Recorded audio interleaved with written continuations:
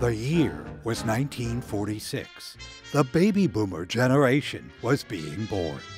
In the small Massachusetts village of Attleboro, one of those early boomers made his entrance into the world on Memorial Day. It was in this home that the remarkable run of Paul Golden Gaffney II began. I was a happy kid, and I think I was unstructured. I think I ran the neighborhood pretty much. He also took easily to water. This is the face of a future Navy admiral splashing around with his father. My father influenced my life in that he was a great athlete, and I think everybody in our family has loved athletics. And I always wanted to be a great athlete because he was. I moved from Massachusetts to Ohio as a 9th grader and knew nobody, and it was one way for me to connect to the new kids. And I started to be a runner because I really couldn't do anything else very well. Already an excellent student, he became a gifted athlete, that talented track and cross-country runner, winning awards for his school. I was the 3rd best miler in the state of Ohio when I graduated in 1964, and that helped me get to the Naval Academy. He was accepted into the Naval Academy in 1964, receiving the coveted confirming telegram in February that year. I walked in, they shaved my head, they took my clothes, made me put them in a cardboard box and send them home to my mother, and my life started in the Navy. The place was a perfect fit, intellectually and athletically. Became a reasonably good runner at Navy. We had a wonderful team. At one time, ranked 4th in the nation in the 4x4 mile relay. Our whole cross-country team, at one semester, every single one of us had a 4.0 at the Naval Academy for that semester. Great stride, competitor, more than anything else, a love of the game, a catalyst for his classmates, teammates.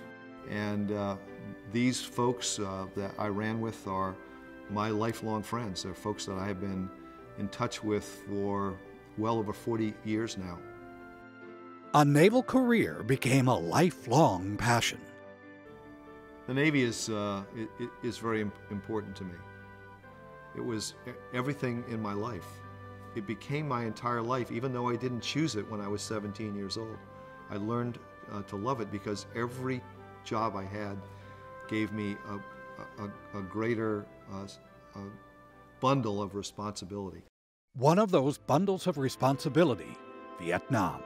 We were making maps of the coast in Vietnam, and to be out in the field for days at a time eating Vietnamese sea rations, not worried about our rifles, but with instruments in our hand, making maps of islands and rivers and coastlines, was just really a phenomenal experience. Those 2 years were actually like years living within the pages of National Geographic.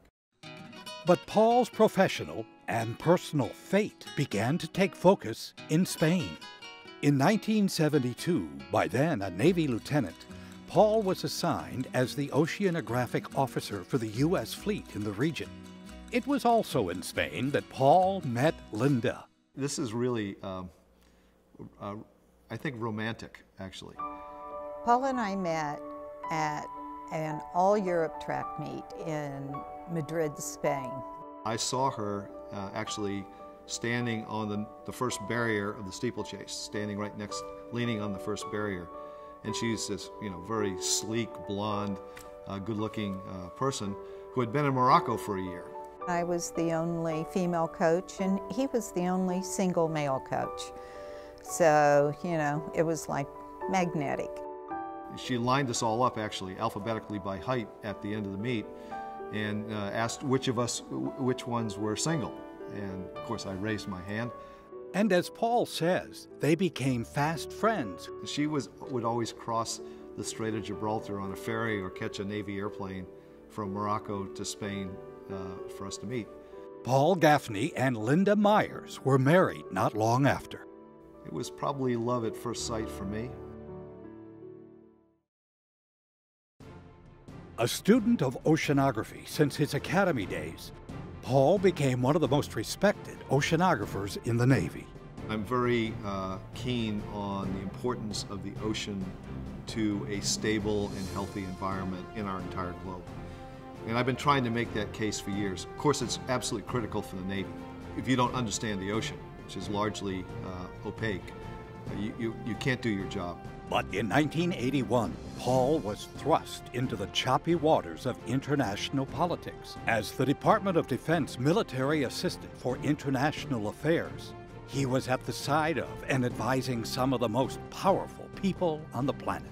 It was all over the world. I had a very unusual career for a naval officer, and the kinds of jobs I had, the kinds of places I went.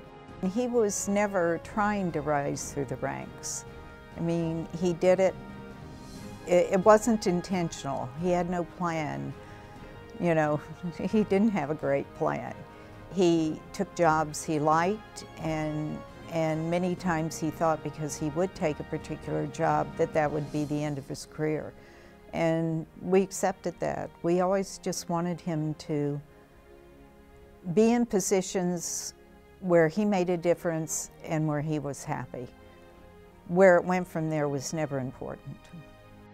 Along the way, Paul earned many medals and awards, including a Bronze Star for Valor, the Legion of Merit, and the Defense Distinguished Service Medal. But perhaps his most unique recognition is an outcropping on the floor of the South China Sea, about 1.5 miles under the surface, named Gaffney Ridge. The ridge is about 200 miles east of the island of Maduro, and it was very flattering for someone that had studied the ocean his entire life to have a geographic feature named in his honor. As his retirement from the Navy approached, Gaffney's career focus turned to the academic world. He was nominated for at least 5 or 6 other presidencies of large universities. So we made a stealth trip to New Jersey to look over this little gym, and he told me before the very final interview that his selection was Monmouth. Paul brought a sense of leadership and responsibility to Monmouth University. He says Monmouth is a great university, perfect for his leadership style, management by walking around. One of the reasons this job is so great is that I have all the problems that any other executive has in a day or week, a year. The difference between my job and everybody else is when I get sick and tired of the email or the paper that comes across my desk, I get a chance to walk out and be around 4,000 good-looking, vibrant, young, confident people. So I love to get out of my office and walk around the campus.